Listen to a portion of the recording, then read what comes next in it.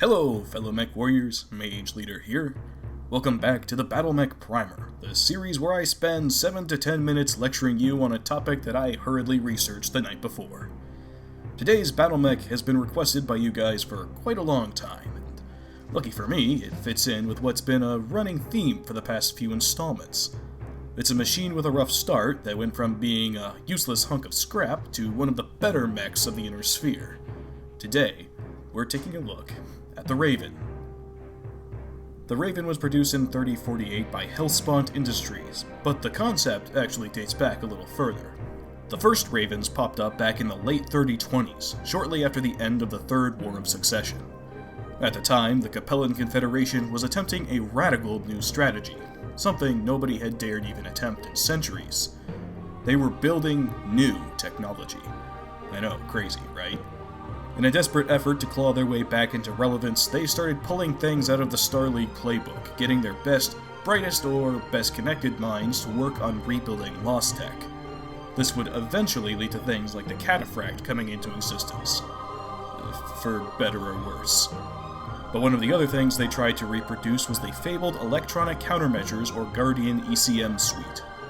What's an ECM, you ask?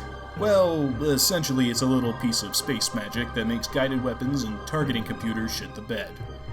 The idea is that you keep one in close proximity to your allies and the enemies can't hit them. Does it work? Well, no, not really, but it does help to mitigate incoming damage somewhat. The Capellans did manage to get an ECM up and running, but the thing was too big to strap onto existing mechs, so they decided to build an entire new one specifically to house the thing. Because nothing says military-industrial complex quite like designing a machine around the sci-fi goodies you hope to one day stuff into it. The end result was the Raven, a battle mech designed to run around the battlefield like an absolute dork, generally fucking with everyone's electronics. The mech was deployed during the Fourth Suck War, and the verdict? Meh. The Raven's ECM did basically nothing, and its impact on the battlefield was practically negligible. And so the Raven just kind of sat around gathering mothballs until some lucky bastard stumbled upon a little something called the Helm Memory Core. The rapid advancement that the HMC discovery caused allowed the Raven to have a comeback, and the new technologies were crammed into the little bugger, allowing Hellspawn to roll out the first genuine production run. The mech they produced was the RVN-3L, which came with an SRM-6, 2 medium lasers, Narc Beacon Tag Laser, Beagle Active Probe, and Guardian ECM suite. With the newer, or older, depending on your perspective, versions of the technology installed, the Raven is far more capable in its intended role, able to confuse enemy fire while making its allies more precise. Is a Tag Laser and Narc Beacon on the same mech overkill? Maybe, but if you're planning on launching all the missiles, then it's not the worst strategy in the galaxy. The new improved Raven was far more successful than the prototypes for several reasons.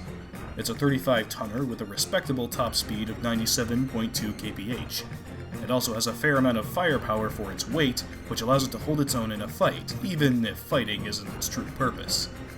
In battle, the Raven is a busy little bee, zipping around from place to place wherever it's needed.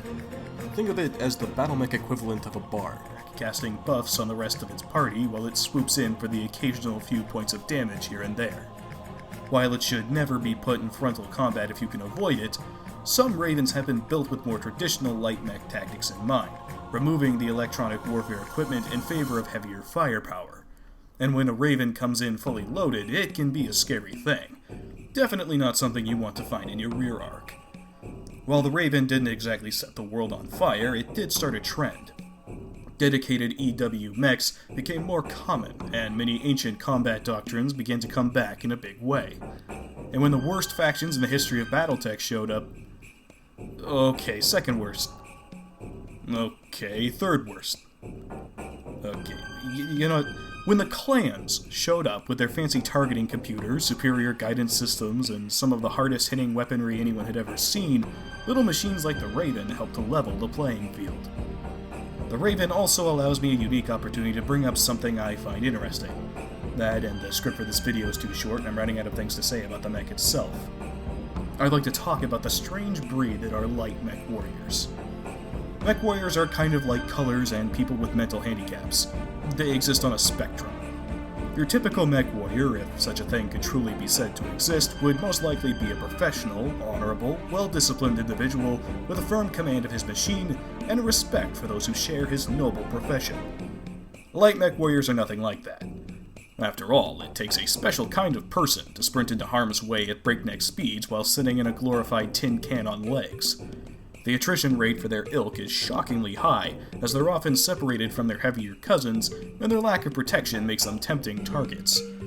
Their mechs are cheap, and they themselves are often seen as expendable in any given engagement. But being a light requires more than just a massive set of metaphorical gonads and an acceptance of your own mortality. It also requires a great degree of skill and instinctive thinking. Landing shots on a moving target is hard enough, but when you're the one who's moving, it gets even harder.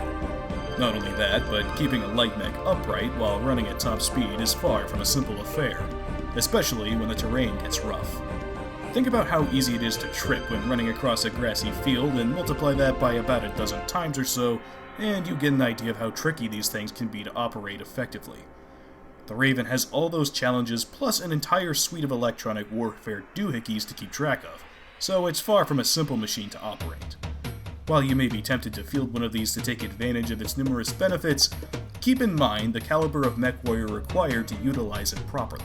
And if you ever meet a Raven pilot outside his mech, keep a sharp eye, because that man is one dangerous and possibly insane motherfucker. So that's the Raven. It's yet another mech rescued from the brink of failure by new technology, a design that was ahead of its time. It's solid in almost every aspect, but when used in its intended role, it can turn a mediocre force into a truly dangerous one. While not easy to get the hang of, it's an investment worth making, and mech warriors all across the inner sphere today swear by it. So snag yourself one and hop into the simulators, because you've got some practicing to do. Thank you all so much for watching. If you enjoyed this video, consider joining Mage Squadron via the subscribe button down below. Special thanks to my $5 and up patrons Arcros Raid, Spacer, who also did some fantastic artwork for this video, Robert H., Rivius, Kyle Vidari, Metal Dragonor, Tim Cook, Tomoyaka Tudor, Gary Moses Sweeney, Admiral Chirino, and Z. Your support helps out a great deal. If you would like to support the channel, you can join for as little as $1 a month via the link in the description. Keep your eyes peeled for the new Battlemech poll so you can help us decide what mech we cover next. And until next time, this is Mage Leader, signing off.